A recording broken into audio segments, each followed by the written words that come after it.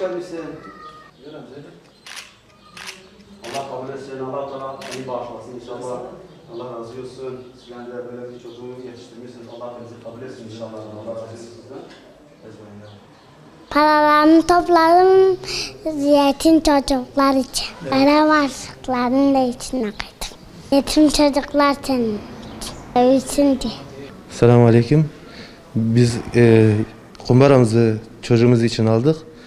Yetim ve yoksullar için.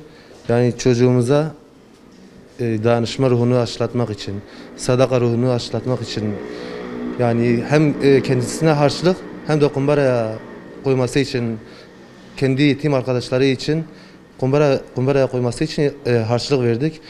Allah'ın izniyle 1-2 ayda kendi kumbarası doldu. Yani kendi bayram harçlığını dahi kumbarasına yetim çocuklar için koydu. Ve şimdi kumbarası dolduğu için Umut Kervanı'na getirdik. İnşallah boş kumbaramızı yine alıp tekrardan dolduğu zaman tekrar yetim çocuklar için Umut Kervanı'na getireceğiz.